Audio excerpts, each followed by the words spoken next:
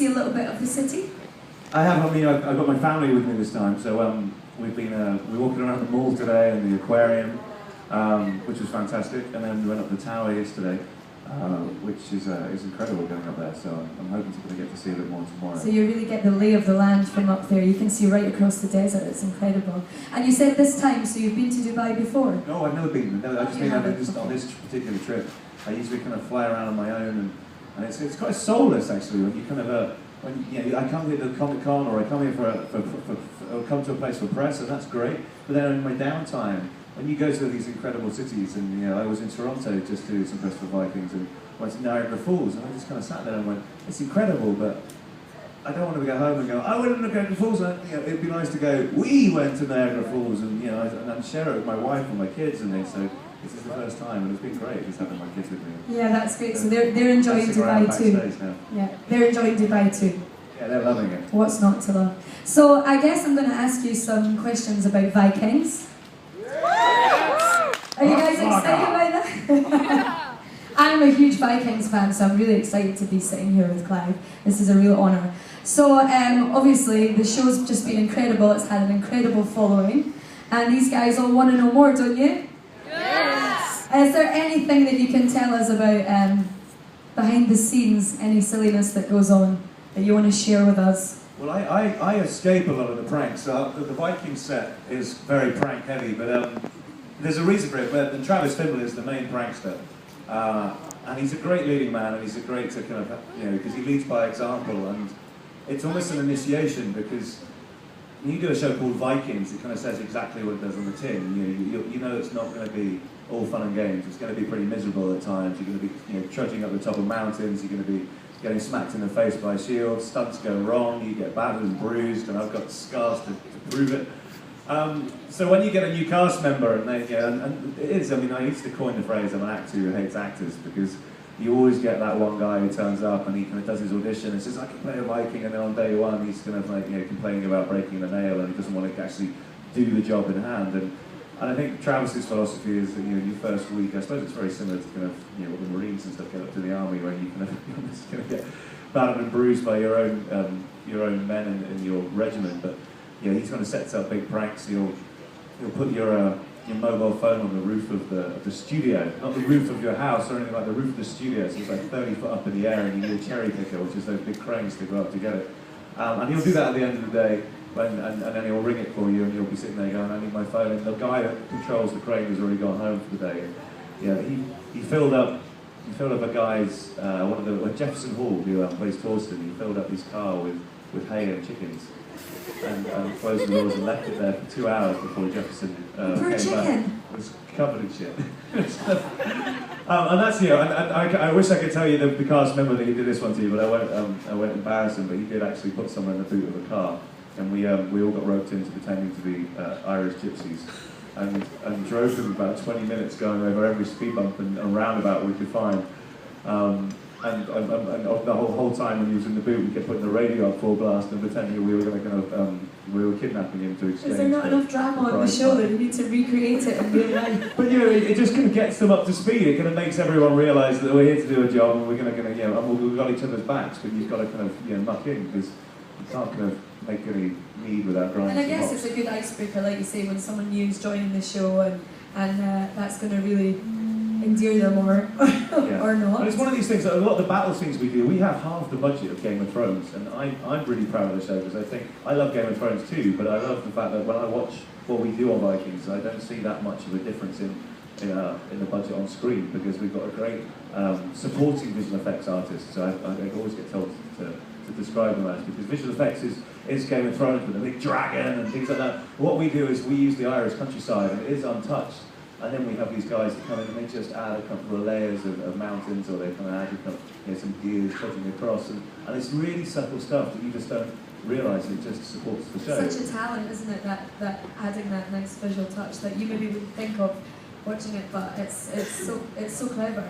But with the battles, when you've got like 100 stuntmen and 100 extras running around the battlefield, you don't want to have employed an actor that suddenly gets one move wrong and goes, whoa, can I stop? Can we do that again? Because you've got like 100 other people just beating the hell out of each other behind you. So I kind of, it just, you know, it's one of those shows where you just, we all kind of muck in, and it's all down to Travis really, who leads by example. Do you feel like there's a bit of pressure in the fight scenes to like get it right first take, or? Well, that's we rehearse tirelessly when we're not filming. So I've just done another film. This is the reason why I got short hair, and I'm trying to fiercely grow my beard back, because I just did a film called Patient Zero, and it was a big shock to me because the filming was fantastic, and I think the film's going to be great. But it was going back to being a normal actor again, where when you're not needed, you sit in a tent with other actors and you twiddle your thumbs, and it's all, and it's the phrase "hurry up and wait" all the time. It's like, we're going to need you in 2 minutes here, but then you don't, and you sit there and go. And we don't get that on Vikings. I've got used to just being busy all the time, because when you're not filming, even if you've got 20 minutes off from, you know, they're doing a close-up on Gustav Skarsgård, and you've got 20 minutes to relax. You don't relax. The stunt guys pull you out of the tent and they go, you're on episode 5, and episode 7 you're going to be doing this fight, so we're going to teach you it now. So you're always doing something, or you're having a horse riding lesson because you've got a horse stunt to do, or whatever it is. So it's kind of, it's never ending. So yeah, it's. But it keeps you incredibly fit. But I know that you've got a history in, is it Thai boxing? Thai boxing. Yeah. So has that helped at all with the fight scenes? I know it's completely different, but I guess the general fitness level. Yeah, well, I think it's more the muscle memory as well. I mean, I've done a lot of, when I was younger, I did a lot of broadsword fighting, which is probably coming handy. It's come full circle, way before I was an actor. But with the Muay Thai, I think it teaches you to, everything goes in that little bit quicker. I mean, to struggle for an analogy, I'm thinking about Joey Tribbiani and Friends, you know that episode where he's kind of, he gets taught a dance routine, and the woman just goes, this, teach it to those guys, and he's going, ooh. But that's kind of how it goes in now. I've done so much of the stunt choreography and the sword fighting that you can show me once or twice, and I can generally pick it up quite quickly. But that just comes with just nearly every episode, just being. That's great. But we were talking earlier backstage that you like to do scuba diving as well. So obviously that doesn't come into anything with the Vikings. But have you ever had to use that in any of your career at all in film? No, yeah, I would love to do a scuba diving film, but yeah, that's just a passion. I'm gonna have to write it myself. Maybe something with sharks. I seem to remember some horrible, scary movie with a couple scuba diving and the sharks, and that's pretty terrifying. What do you think about this shark? Apparently it's 3D, guys. Really have to stand so if you're looking at this through your camera, it should look pretty scary. So the great thing about Vikings as well is obviously the strong female roles that maybe you don't see of movies back, you know, that go so far back in history like that. Women are often put to the back. So how is it working with these, fighting alongside these women? It's kind of two answers to that question, really, because I think the first one is that the Vikings were very different than a lot of the cultures and a lot of the people around the world at the time. You know, the women in Viking culture were a lot more equal than men. I wouldn't go as far to say as they were equal, but I mean, they had a lot more rights. I mean, a woman could divorce her husband. A woman could take her own land.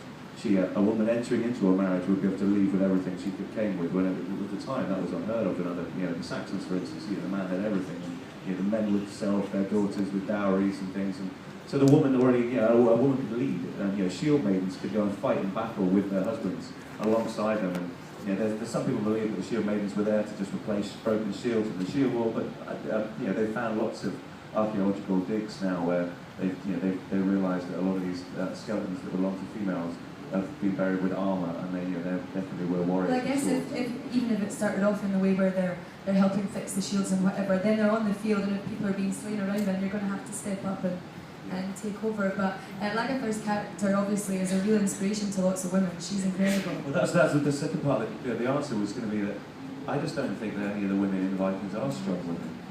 I just think they're women.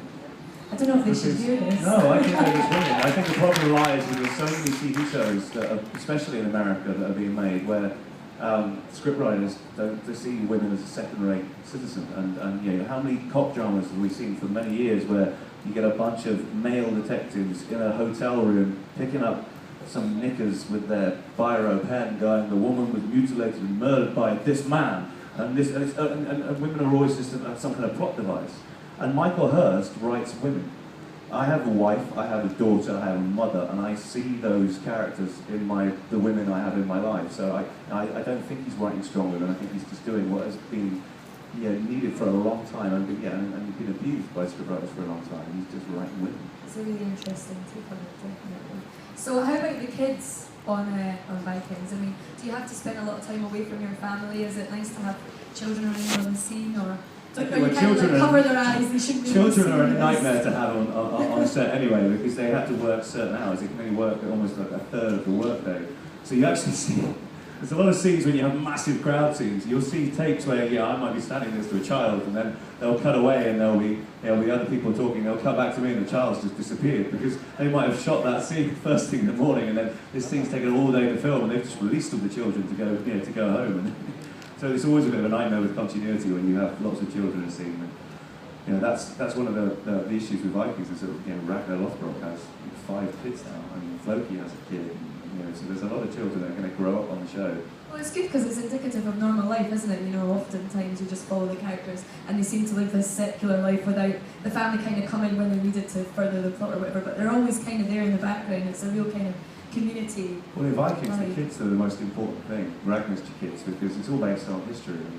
Ragnar Lothbrok did have 5 children, and they went on to do arguably far more courageous and amazing things than he did. And part of Ragnar Lothbrok's downfall was that he got jealous of his own sons and started trying to compete against them rather than to nurture them. So it's going to be really important to the plot when you start to see Sigurd snake in the eye, and we know Björn, and you see that Alexander Ludwig is already grown up, and then you've got Ivar the Boneless. And I know, if anyone's up to season 3, because obviously episode 8 of season 3 is just airing in America. I'm not sure where we are in July, so I don't want to give away any spoilers. But yeah, these kids are going to grow up and they're going to be ferocious. And Ivar the Boneless, you just have to Wikipedia him to get a taste of what he was capable of.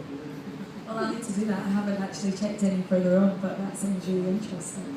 I believe we've got some questions as well from some of the audience in a few minutes. But can we talk a little bit about Robin Hood? Because obviously that was a major role for you. I heard that you were likened to Errol Flynn, Laura was saying, for the fight scenes. And that still goes down as one of the biggest compliments I've ever got, because Errol Flynn is one of my heroes. Elvis Presley and Errol Flynn, my 2 heroes. So I was disappointed that they cancelled Robin Hood. I mean, Sally Wainwright was hired to take on to reboot the show in the 4th season, and I was going to take over from Jonas's Robin Hood. That's why I was his half brother. And I'm more upset just because, with Vikings it's about being real and about being human, and when you're in a battle in Vikings, it's about the quickest way you can get from one opponent to the next. You have to almost be a blunderbuss or a sledgehammer. People don't do swashbuckling, kind of flipping off the floor, and kind of Vikings don't act like Legolas. They're not superheroes. They just kill or be killed. But the role of Archer was very much in tow with the Errol Flynn style of swashbuckling and jumping on tables, and flipping off the floor and things. And then I loved exploring in that. It's a fun job, isn't it? Yeah, it was a lot of fun. Rollo's had an amazing arc as a character. I mean, when he fell out of favour with Ragnar, and now he's kind of back in the fold again. That must have been really interesting, because you went through some dark moments with that character, didn't you? Yeah, well, I just try and make him as human as possible, and I think people turn around and say, "Oh, you played a villain," and he's not a villain at all. I mean, the thing is, my job is not to judge him; it's to almost see life through another person's eyes, and try and put myself there, and then ask questions of myself and think, what would I have done? If I was to kidnap your kids, if I was to kidnap your kids and mutilate them and cut off their toes and send them to you in the post, I'm sure you'll be capable of murdering me. We can do the most horrendous things, or they can do, under the wrong or right circumstances, people can change more. But that goes to vouch for a lot of the writing behind the show. Obviously, you get to really see the real people behind the characters. They're not just one-dimensional. We're going to move to some questions from the audience, and we've got our first question here, so take it away. Obviously, Vikings is very similar in terms of setting and, like characters to Game of Thrones. And, of course, the History Channel can't get away with a lot of what happens on HBO. So is there anything that you wanted to include in the show, anything that's wanted to happen that you couldn't do the regulations? There is one scene, but I'm not sure what I'm talking about, because I think we filmed it, so Mike was still hoping to get it in. But no, in Series 1, we kind of made 2 different versions of Vikings. We did a European edit and we did an American edit, because History Channel have certain rules and regulations. They don't want to compete with the HBO sauciness and violence. But what they realise is that in the European version, I think, has like an extra 7 minutes of violence and a bit more, rumpy pumpy. And but then in season 2, we all sat down, and Michael especially just kind of went, let's just keep doing the American version. We don't need to add that because there's something quite Hitchcockian about not seeing it, which is far more ruthless. And in season 2, episode 7, the Blood Eagle episode, is everyone up to date? I don't want to ruin anything. Has everyone seen Blood Eagle? Yep. Yeah.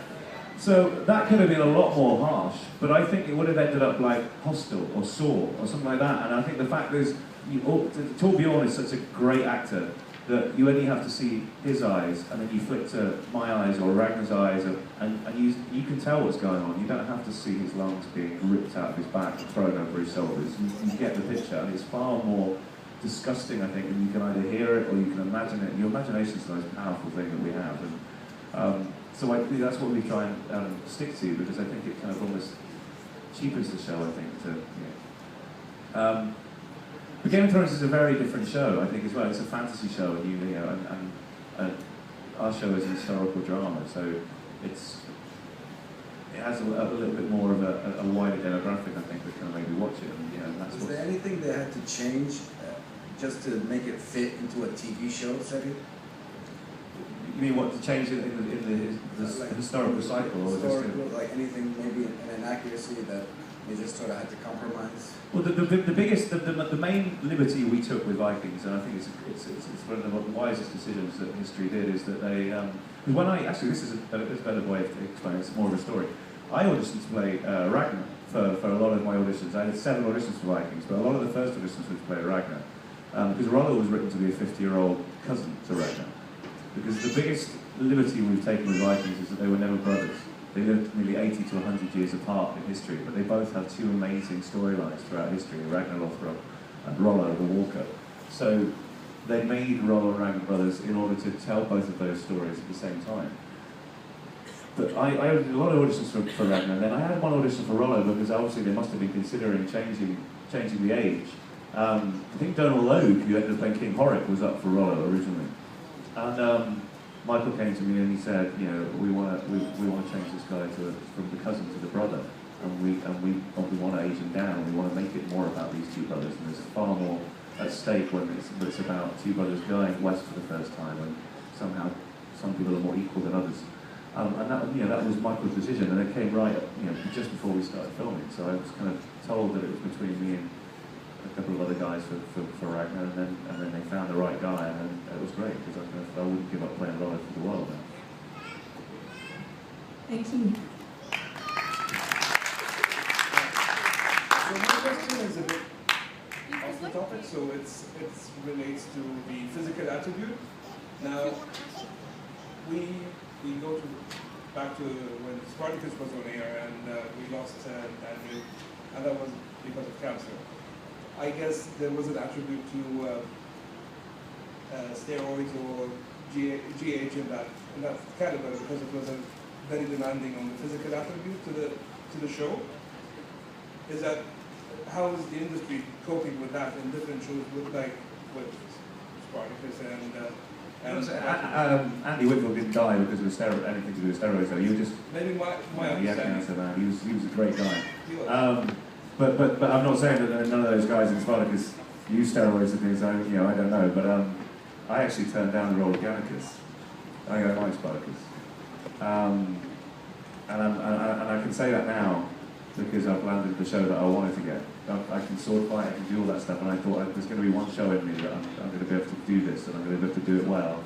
And Spartacus came along after Andy had died, and they wanted to do that. Well, Andy was very ill at the time, and they wanted to do the prequel.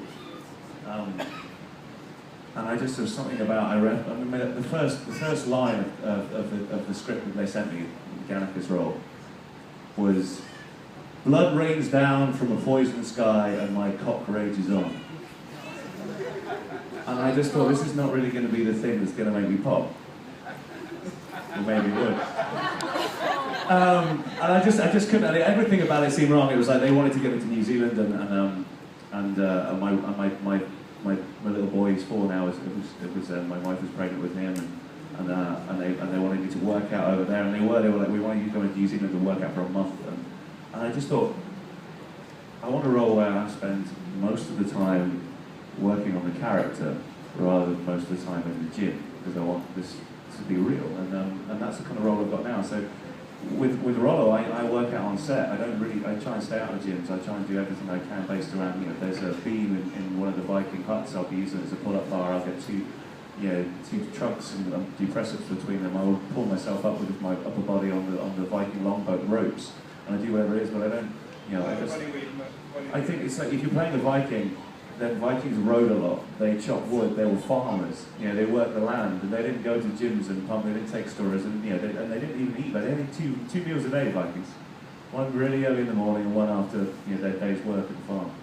So yeah, it's more about being sinewy and live, and before takes, as the show goes on, when we explored Rollo being the berserker, I do quite a lot of stuff just before a take, but it wasn't for vanity. It wasn't just kind of pump up. It was because I liken Rollo as a berserker close to the Maoris doing the haka. It's not pleasant. This guy is it's kind of to get the vein between every So I would do stuff like that just to kind of get almost my eyes popping out of my face, and I'd often try and get some of the extras to kind of do the haka with me and stuff like that. So that's where it comes from. It has to come from the character's point of view rather than wanting to be on the front cover of Men's Health magazine. I don't get all that stuff. I became an actor to draw attention away from myself, not towards myself. But I don't, and that's what Spartacus seemed like to me. It didn't seem about the, it didn't have the integrity to it. It wasn't for the talent, I guess. Thank you. Thank you. Do you have another question? This is a bit of a personal question, I'm sorry, but would you let your kids watch the show sitting? No, I don't. And what's awkward now is my 12-year-old boy, his friends have watched the show. So he comes home, he's like, you're in the show, and my friends are telling me what you do. I haven't seen it myself. But no, I don't let them watch the show, but I do let them come down to set, and that was important because my 4-year-old's a bit of a cave boy. He's kind of, he's quite feral. He's the kind of kid that if he met you, he'd be hiding behind the chair, and half an hour later, he'd be running up and punching you in the balls. And he did start to kind of see pictures of the press. I mean, season 2, there's a lot of pictures of me with my top off covered in blood and with a big axe, and he was going, why have you got blood on you, Daddy? What do you're the Vikings, and he used to start playing Vikings around the house and just hitting things. And so I took him down to the set, and our team, our crew are fantastic. They gave him a special rubber latex axe that he could, it was like a mallet that he could hit over the head of someone. And they showed him because the blood is all made of sugar. It's a sugar syrup, so he was tasting the blood going, oh, it's sugar. We have a room inside the studio of Vikings, which is like one part of the set of Breaking Bad. You go through all of the shields and the swords and the costumes, and then you come to this room right at the end with a chicken wire or whatever, and you go in this gate, and it's just vats and vats of fake blood of all different consistencies and colours, and you've got like congealed blood, and it's disgusting. But they're all made of sugar, and you sit there, and that's the thing, you can either have a menthol one, which tastes like you've been chewing gum just before you, and luckily I've not had to die in Vikings, but all the guys are dying, they've got blood in their mouth. It's very weird, it's like I'm just chewing gum. You can smell the peppermint. Yeah, or it's just, It's a kid's playground, isn't it? So it's perfect for kids. So now the problem I've got now is my 4-year-old thinks I go to work, I take off my top and cover myself in sugar, so I think he thinks I'm a stripper or something like that, I don't know. But at least he doesn't think, Dad's a mindless barbarian that murders people for a living. Thank you. Do we have another question? Anyone else want to ask anything? Yeah? What would be a dream role for you to play? Would it in a motion picture? Not because you've already established Rollo as the Viking, as the it character. What would be a dream role for Clive? Well, it's hard to talk about roles that haven't been written. So I just go for people that have got, they burn brightly and they've got fire in their belly. I like conflict, and that's, I try and add with Michael as much conflict to Rollo as I possibly can, because I think that's what drama is. I think our life nowadays are too, they're too easy, and we've got everything kind of sorted out for us, and I think what we thrive on is conflict. So I try to kind of choose characters that are kind of obviously dealing with some big issues, and issues inside themselves, and issues that are within the world. I mean, the film I've just done, Patient Zero, is a post-apocalyptic pandemic film, and when the first drafts came through, it seemed more like a zombie film, and then what they've created is something really good for a genre film, because it's about a rabies pandemic that takes over, and so these aren't minor zombies who just want to bite you and eat you. These are people that just want to spread a virus, and it's a really nice comment on society because it's almost as if we're saying, is this the next evolution of humans? Or are they a virus that needs to be stamped out? Is this an inert anger inside all of us that we carry through every day because we suppress it all the time, but then this virus is just unleashing what's already inside us? And it's a very complex script, and that's what I look for. But it's easier to answer your question if I actually talk about roles, and I don't like remaking things of my favourite films, but Highlander is a fantastic film, and I love to play the Kurgan. So as we're at Comic-Con, I'm going to put it out there. If you're going to remake Highlander, I'd love to do that. You heard it here. So, when can we expect to see this? When is it going to be released? The pandemic? Patient Zero. Well, they're still filming it right now. I literally just finished it. That's why I was still kind of trying to get away from looking like an army soldier. We start filming Vikings in 2 weeks' time, so I'm kind of struggling to get the beard back. But yeah, so it should be early next year. And what else can we expect from you? Obviously, we've got another season of Vikings in the offing, and everybody's really excited about that. I know I am. Well, I don't know if because obviously season 3 is still on, so I have to be careful. But I've just read the first 3 episodes of season 4, and it's just mad. Has anyone seen episode 8 of this series that's on TV right now, which is 45 minutes or 48 minutes of carnage, and I think it's like 4 sentences spoken in the whole episode. One of them is "Shield Ball." I can still feel the bruises and the aches and pains just thinking about it from that. And then I've just read these first 3 episodes of season 4, and it's getting bigger. And I just think it's owed to the Vikings that we haven't even hit on the golden age of the Vikings. It's only just beginning in our story when the Vikings start to realise that they've got this far, and that thirst for knowledge and to find out what else is out there, and they're going to start to garner information, towards Constantinople and to Iceland, and to, eventually, they discover America. Was really far, wasn't it? They discovered America 500 years before Christopher Columbus. Yeah, so. It's incredible. Actually, I followed my family tree back, and we go back to my 14th grandfather was a Viking, and he came with my family from Shetland, which is a small island just in the north of Scotland. Well, did you know Rollo, the character I play, is related to Rob Roy? Oh, really? Yeah. Well, there you go. There you go. It's interesting stuff.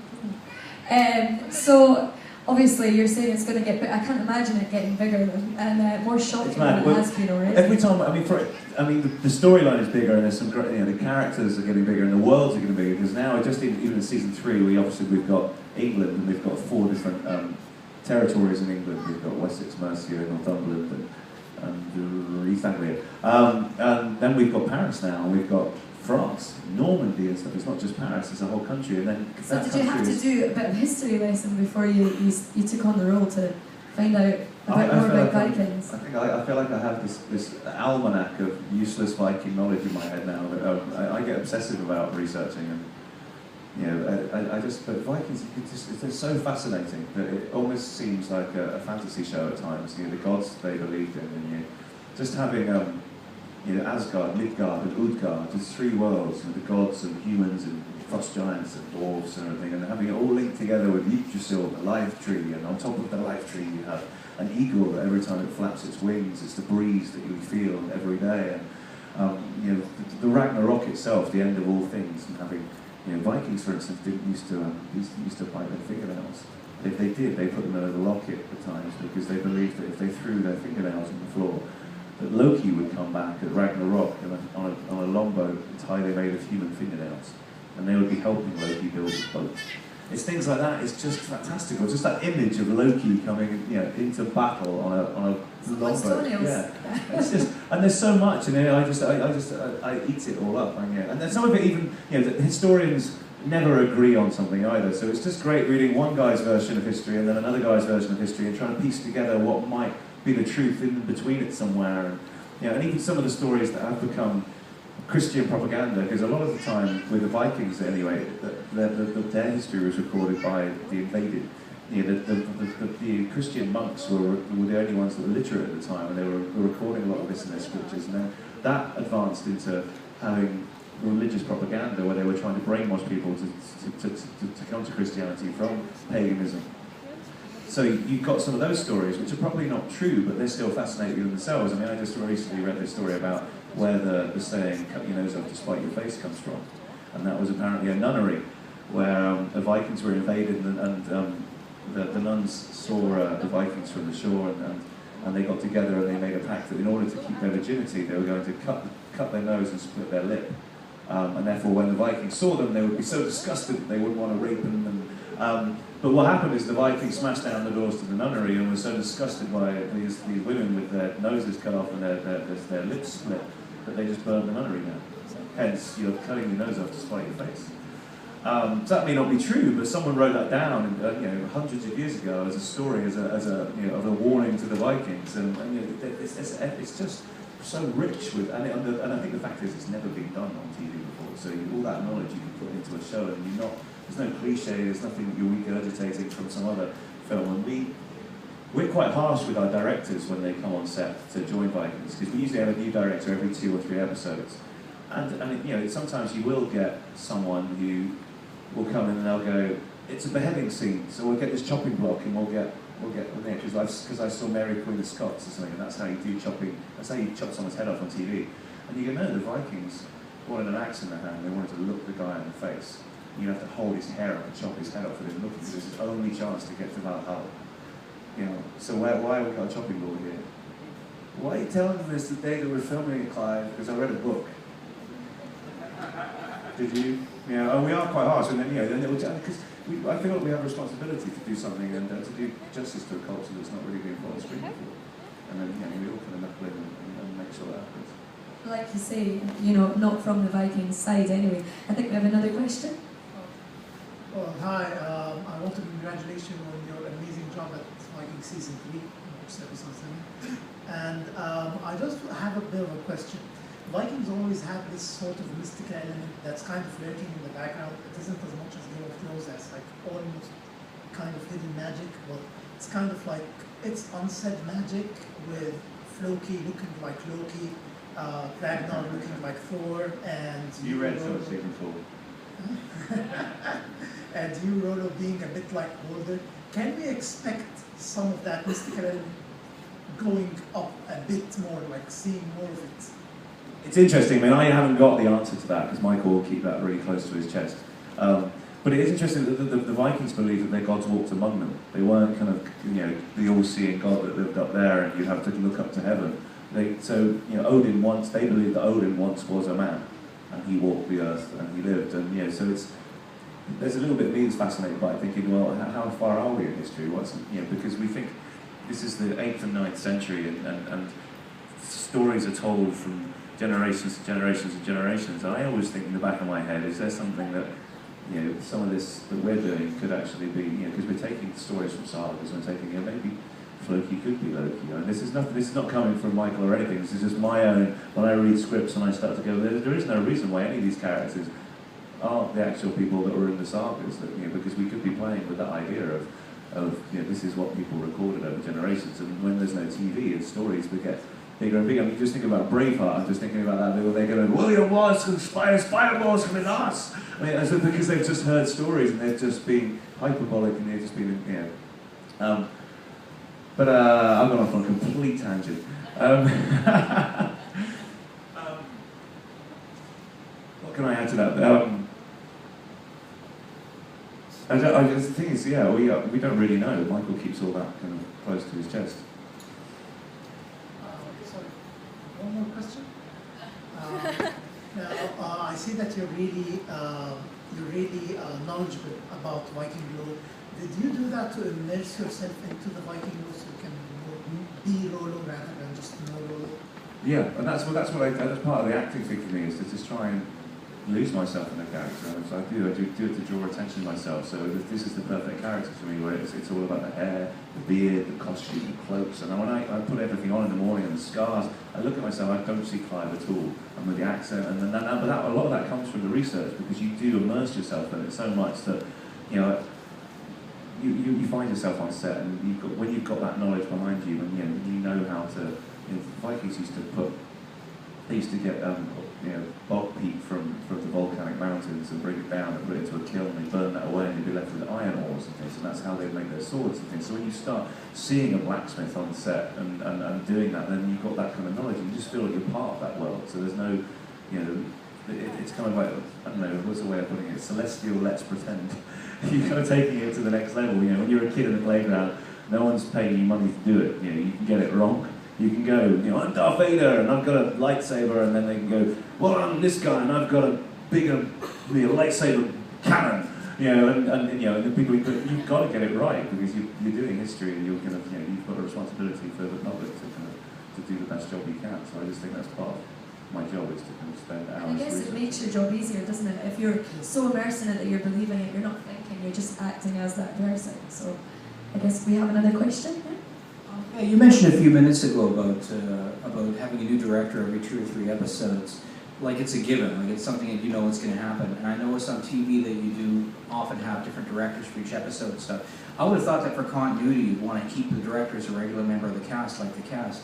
Can you talk a little bit about why it is that you use different directors for different Well, episodes? they just can't, it's either you can't do it. I mean, I think we get the same directors coming back, and I think that's, yeah, testament sometimes to the show, is that you can book them a year in advance because they want to come back and they want to kind of carry on the story of the thing. But you have to have, we film in blocks, so you either film in blocks of 2 episodes or 3 episodes, because that director wants to finish the job right until the end. Just as an actor would want to, you know, to the only actor to play that role, you're not going to want someone else to edit your work and someone else to tinker with your work. So you do 3 episodes, and then you go off to Canada. And the Vikings, they go off to Canada and they start to edit and do the post-production of those episodes. So you have to have another director step in. So feasibly you could do, if you did 12 episodes, you could have 2 directors just working in unison. 3, you do 3, I do 3, you do 3, I do 3, but it's still a massive workload.